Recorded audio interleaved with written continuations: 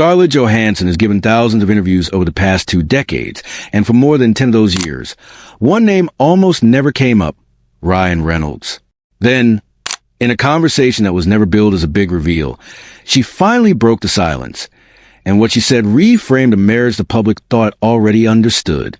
The marriage nobody was supposed to notice.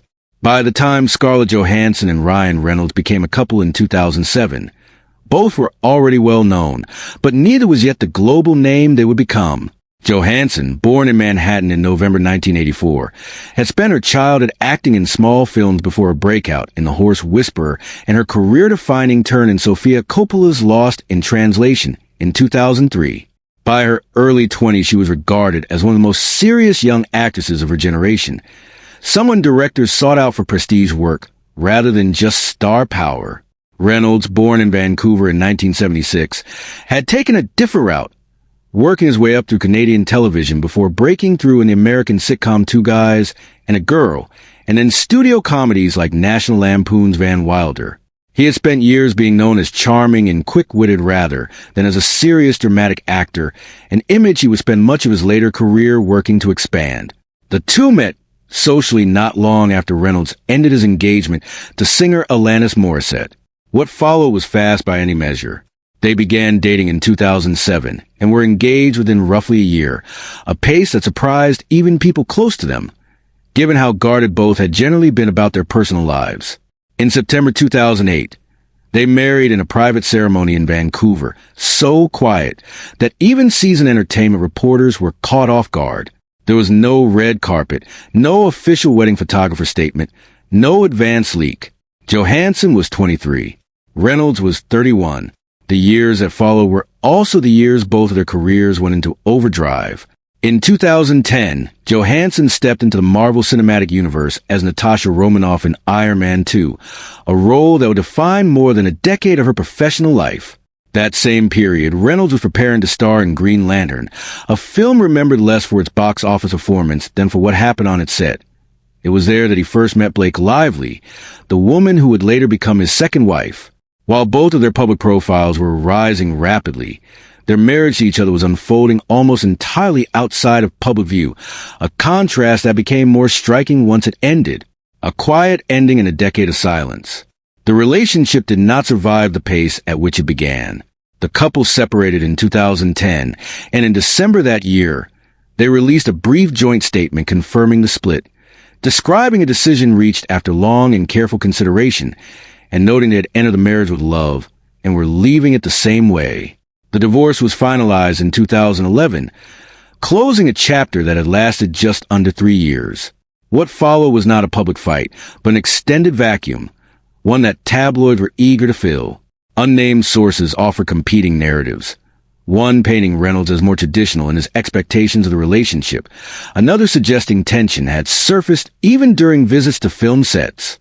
None of these accounts was ever confirmed by either party, and neither Johansson nor Reynolds has spent much time in the years since correcting or elaborating on them. That restraint is, in some ways, the most striking part of the entire story. Neither gave a tell-all interview. Neither turned the divorce into material for a public feud. The joint statement itself was notably measured for a celebrity split, framed around mutual respect rather than blame, and that tone carried to the following decade even as outside speculation continued to fill the space they left empty. Reynolds did speak briefly about the emotional toll divorce had taken on him in general terms, telling one interviewer that going through a divorce brings real pain, though he described it as something a person eventually moves through rather than something that defines them. During a difficult stretch of filming shortly afterward, he even joked about the accumulation of misfortunes that period brought him, listing the divorce alongside more mundane complaints like a flooded hotel room. In a classic Reynolds move of using humor to sidestep a subject he clearly preferred not to dwell on. Around the same time, he was briefly linked to a rumor relationship, though he downplayed any rush back into dating, describing himself as someone who had been in relationships almost continuously since adolescence and was still adjusting to being on his own. Johansson, for her part, said almost nothing publicly about the marriage for years. She moved forward professionally and personally, marrying French journalist Romain Doriac in 2014, welcoming their daughter Rose that same year, and then divorcing in 2017, an entire second relationship beginning and ending while the subject of Reynolds remained essentially untouched in her public life. It was not that she avoided the question dramatically. She simply treated the marriage less like a secret to be protected and more like a chapter she had already closed for herself long before the public had any interest in reopening it. The moment the silence finally broke, that decade plus of quiet ended almost by accident, in a conversation that was never framed as an announcement. In early 2023, Johansson appeared as a guest on Gwyneth Paltrow's podcast, Goop. The two women know each other from their overlapping years in the Marvel Cinematic Universe. At one point, the conversation drifted into personal territory. Paltrow asked how many times Johansson had been married, guessed twice, and was corrected. It was actually 3. In that moment, Paltrow appeared to genuinely forget that Reynolds had ever been part of the picture at all, treating the memory almost as a missed piece of trivia about her own friend. What Johansson said next surprised even longtime observers who had assumed the subject was permanently off-limits. Rather than deflecting, she leaned into it with warmth. She noted that the marriage had not lasted long, but that it existed during the very earliest days of her friendship with Paltrow, around the time she was filming Iron Man 2. When Paltrow mentioned enjoying Reynolds, Johansson agreed without hesitation, describing him simply as a good guy. It was a small moment, almost a throwaway line in the middle of an unrelated conversation, and that informality is likely exactly why it registered as more genuine than a scripted statement ever could have. Entertainment outlets revisited the clip for months afterward, treating it as the closest thing the public had ever gotten a closure on that chapter of her life. The same conversation gave Johansson room to reflect more broadly on how her understanding of relationships had changed since her 20s. She explained that in her earlier relationships, including her marriage to Reynolds, she had not yet learned how to set boundaries clearly or identify what she actually needed from a partner. It was only once she learned to respect herself enough to name those needs. She suggested that a relationship like the one she is now with her husband, Colin Jost, became possible. She married Jost, a longtime Saturday Night Live cast member, in 2020, and the couple welcomed a son, Cosmo, in 2021. Their relationship has often been described in the press as notably low drama compared to her earlier marriages, something she has credited simply to knowing herself better by the time she and Jost became a couple. What makes the moment worth revisiting is not just what Johansson said, but what she chose not to say. She did not offer new details about why the marriage ended, did not revisit the old tabloid claims about tension or incompatibility, and did not use the opportunity to settle any old scores.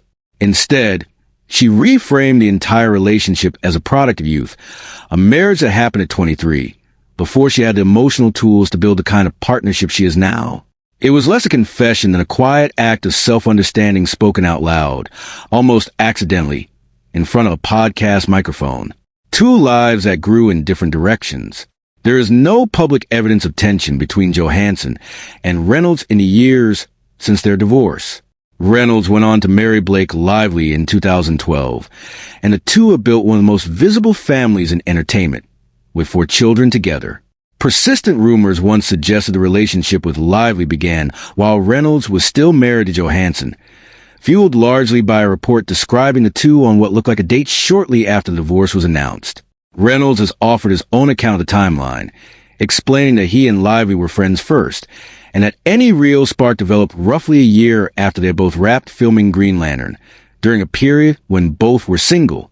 No confirmed evidence has ever surfaced suggesting the relationship began before the marriage to Johansson ended. Reynolds' life since the divorce has moved in an increasingly public direction. Beyond his acting career, which includes a long-running Deadpool franchise, he built a business portfolio that includes Aviation American Gin, in which he sold a majority stake to Diageo in 2020, and Mint Mobile, sold to T-Mobile in a deal completed in 2023. In 2021, he and actor Rob McElhenney purchased Wrexham AFC, a Welsh football club, turning its rise to the English football pyramid into the subject of a widely watched documentary series. More recently, Reynolds and Lively have found themselves at the center of a highly publicized legal dispute connected to Lively's film End With Us, involving her allegations against the film's co-star and director, allegations he has denied. That situation is entirely separate from anything involving Johansson, but has kept Reynolds' personal life in the headlines well into 2026. A reminder how differently public scrutiny has followed each of them since their own marriage quietly ended. Johansson's trajectory, by contrast, has stayed rooted primarily in film. Beyond her long run as Black Widow, she has taken on prestige dramatic work in films like Marriage Story and Jojo Rabbit, both released in 2019, and expanded into directing with her feature debut, which premiered in 2025. She continues to develop projects through her production company, and by most industry measures has become the highest-grossing lead actress in film history, with her films collectively earning well over $10 billion worldwide. She has spoken, in general terms, about the particular difficulty of being in a relationship with another actor, the strain of two demanding schedules moving at different speeds, or the tension that can appear when one partner's career outpaces the other's. She has not directly tied those comments to her years with Reynolds, but many observers have quietly connected the dots. What the Goop podcast moment ultimately offered was not a dramatic revelation, but something quieter and, in its way, more honest. An acknowledgement that a marriage entered too young, without the self-knowledge either partner would later develop, does not have to be remembered with bitterness. Johansson did not rewrite the story of her divorce from Reynolds so much as she finally allowed herself to speak about it without flinching, more than a decade after it ended. That she did so almost in passing, correcting a friend's math in the middle of an unrelated conversation. Maybe exactly why it felt more real than any carefully worded statement could have. In the end, what stands out about this story is not conflict but restraint. Two people who married quickly, grew apart just as quickly, and then spent the following years quietly becoming who they were always going to become, without ever using the other as a weapon along the way. If there's a lesson in Johansson's brief, warm words about Reynolds, it may simply be this. Some of the most important growth in a person's life happens long after the relationship that prompted it has ended, and sometimes the truest thing you can say about your past is also the simplest.